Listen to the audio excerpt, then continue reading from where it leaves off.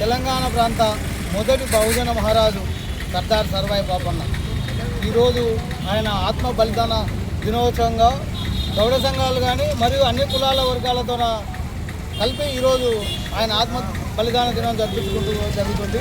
సర్దార్ సర్వాయి పాపన్న ఏ ఒక్క కులానికి ప్రాంతానికి చెందిన వ్యక్తి కాదు.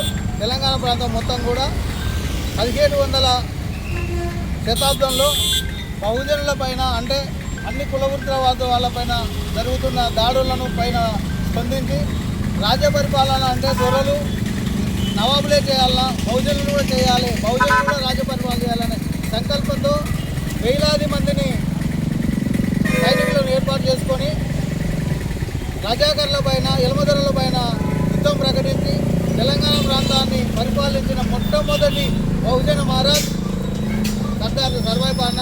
ఆయన ఆత్మగౌరవంగా ఈరోజు మనం ఈ వర్ధంతి 316వ వర్ధంతి కార్యక్రమం జరుపుకుంటున్నాం.